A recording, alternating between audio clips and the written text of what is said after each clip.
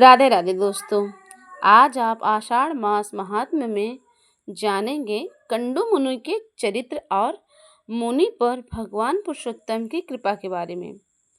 कई मुनि वो मुनि कौन हैं, और अगर आप इस बारे में नहीं जानते तो आइए हम आपको बताते हैं कि कंडू मुनि कौन थे। श्री व्यास जी कहते हैं कि मुनिवरों, पुरुषोत्तम क्षेत्र संपूर्ण जीवों के लिए सुखदायी है। वे धर्म, अर्थ, काम और मोक्ष चारों पुरुषार्थों को फल देने वाला है। उस तीर्थ में महातेजस्वी के कई नाम के एक ऋषि कंडू नाम के एक ऋषि रहा करते थे। वे परम धार्मिक, सत्यवादी, पवित्र, जितेंद्रिय और समस्त प्राणियों के हित में तत्पर रहने वाले थे। उन्होंने इंद्रियों को जीत कर क्रोध पर अधिकार प्राप्त कर लिया था। वे वेद वेदांगों के परणागत विद्वान थे और भगवान पुरुषोत्तम की आराधना करके उत्तम सिद्धि प्राप्त कर चुके थे। उनके सिवा और भी मुनि व्रत का पालन करते हुए सिद्ध हो चुके थे। मुनियों ने पूछा कि हे साधु शिरोमणि, कंडू कौन थे और उन्होंने वहां किस प्रकार परम गति प्राप्त की। हम उनका चरित्र सुनना चाहते हैं, कृपया बताइए। तब व्यास जी कहने लगे, मुनिश्रेष्ठों, कंडू मुनि की कथा बड़ी ही मनोहर है। यदि मैं संक्षेप में भी कहूँगा तो आप लोग ध्यानपूर्वक सुनिए। गौतमी नदी के परम मनोहर एकांत तट पर, जहाँ कंद मूल, फल फूल, संविदा पुष्प की अधिकता थी, कंडू मुनि का वहाँ पर आश्रम था। वहाँ सभी ऋतुओं के फल और फूल सुलभ थे। केलों का बगीचा उस आश्रम की शोभा मानो बढ़ा रहा था। वहाँ कंडू मुनि व्रत, उपवास, नियम, मौन और संयम आदि के द्वारा बड़ी भारी और अद्भुत तपस्या की। वे ग्रीष्म ऋतु में पंचा अग्नि का ताप सहते थे, वर्षा ऋतु में खुली वेदी पर सोते थे और हेमंत ऋतु में वे भीगे वस्त्र धारण करके कठोर तपस्या किया करते थे। मुनि की तपस्या का बढ़ता हुआ प्रभाव देखकर देवता, गंधर्व, सिद्ध और विद्याधरों को बड़ा विस्मय हुआ। वे कहने लगे, इनका महान धैर्य अद्भुत है। उनकी कठोर तपस्या नितांत। उन्हें तपस्या में लीन देखकर देवराज इंद्र सहित संपूर्ण देवता उनके भय से व्याकुल होकर आपस में ही परामर्श करने लगे।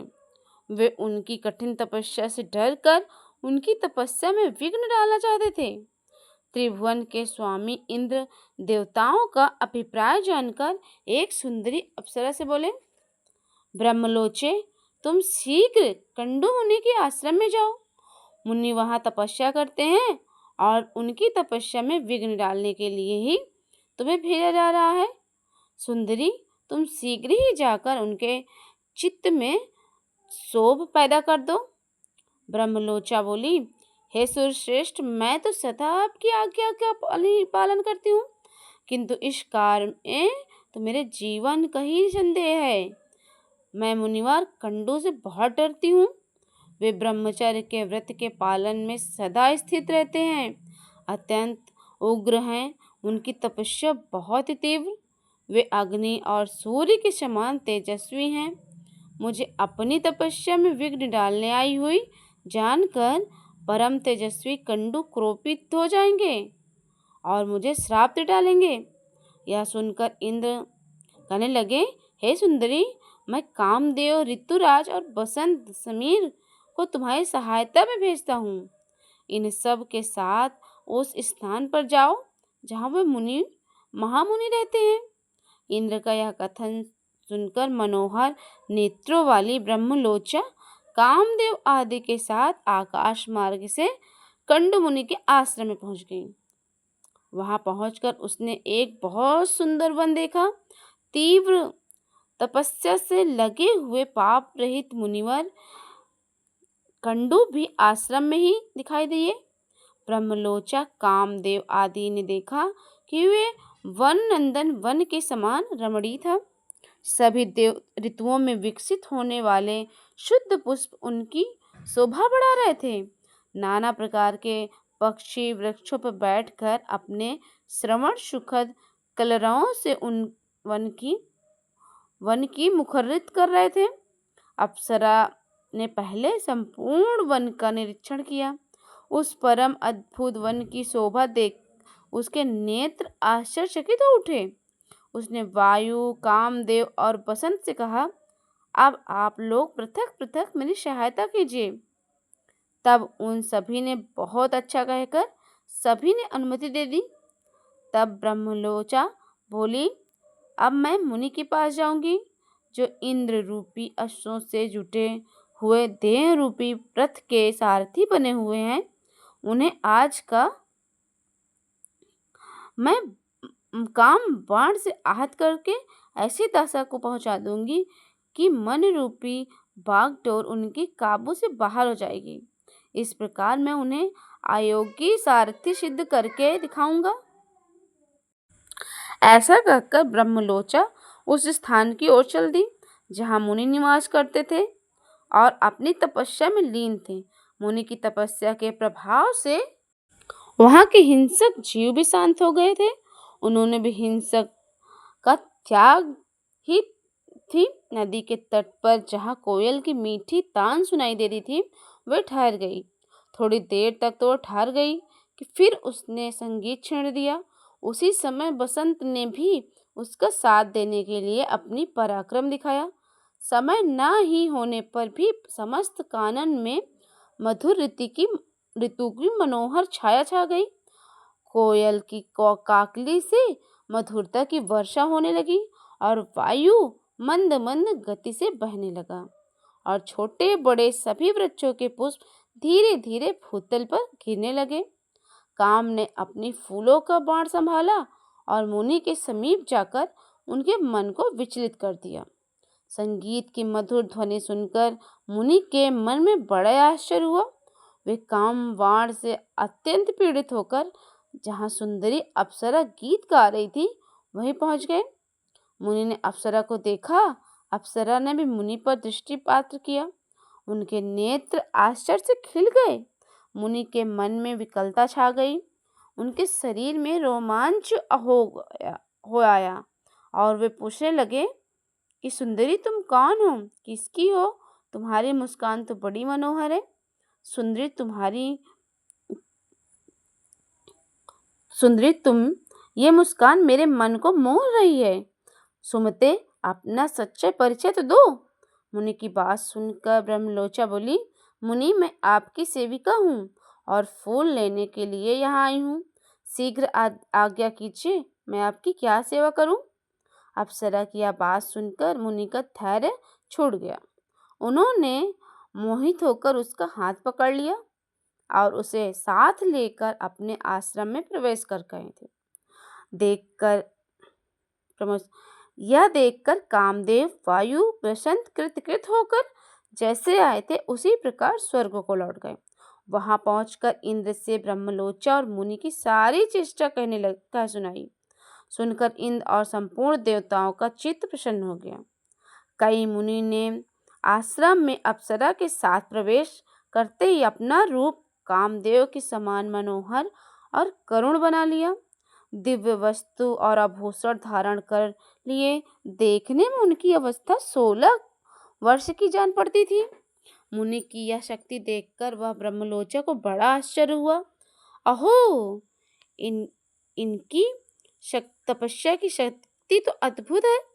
ऐसा कहकर वह बहुत प्रसन्न हुई।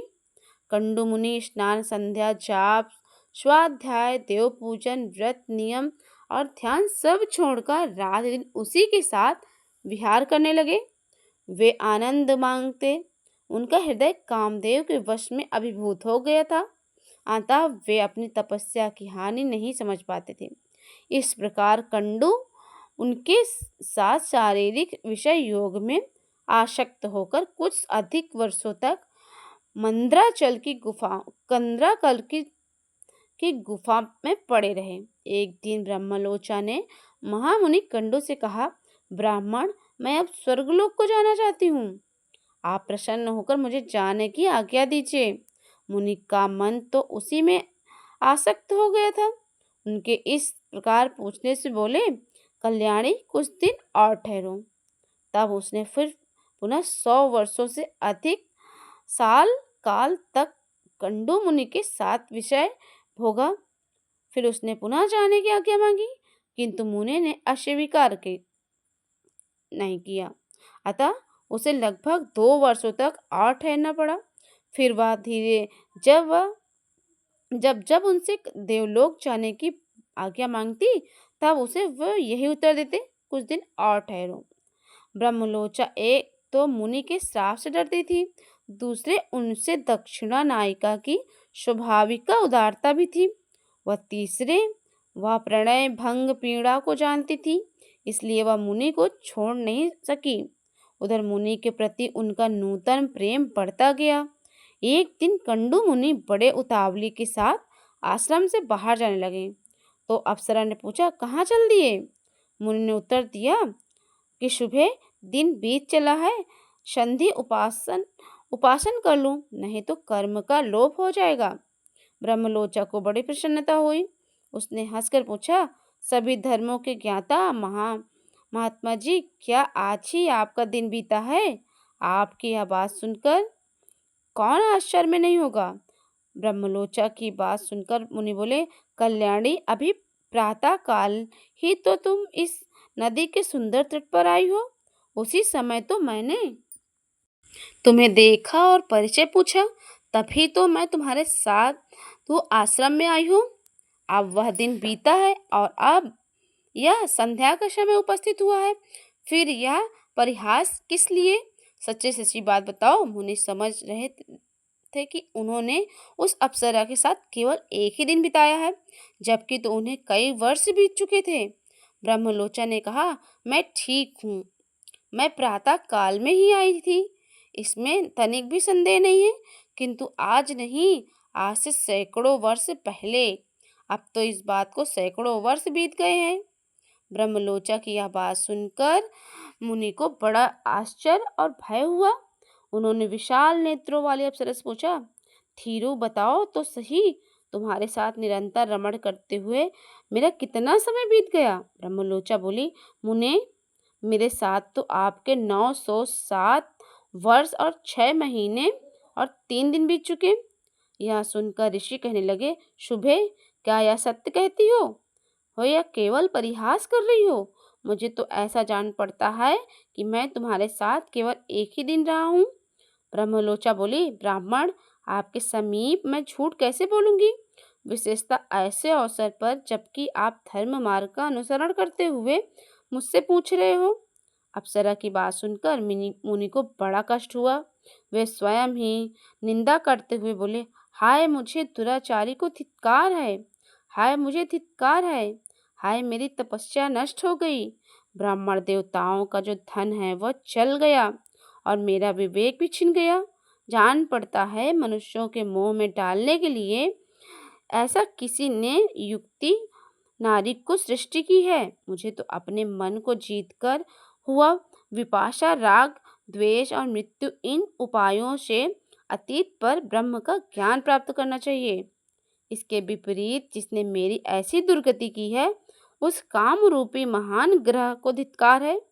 मैं काम नरक ग्राम में ले जाने वाला मार्ग है।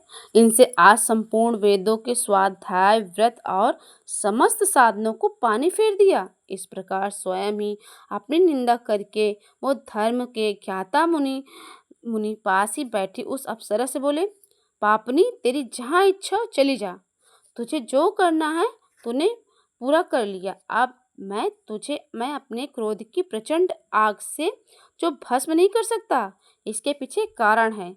सब पुरुषों की मैत्री 7 पग एक साथ चलने से हो ही जाती है। मैं तो तेरे साथ फिर चिरकाल तक निवास कर चुका हूँ, अथवा मेरा क्या दोष है? तेरी क्या हानि करूं? सारा दोष तो मेरा ही है, जो कि मैं ही अजितेंद्रिय निकला और तू इंद्र का प्रिय करने के लिए आई थी और आज मेरी तपस्या का सत्यानाश कर चुकी है। अपने कटाक्ष के महामोह से मंत्र से तूने मुझे घृणित कर दिया है। जा और चली जा। इस प्रकार मुनिकंडू ने जब क्रोधपूर्वक उसे फटकारा और तो कांपती हुई आश्रम से बाहर निकली और आकाश मार्ग में जाने लगी। फिर आगे जो कुछ हुआ वो उसका आगे का वृतांत अगले अध्याय में सुन सकते।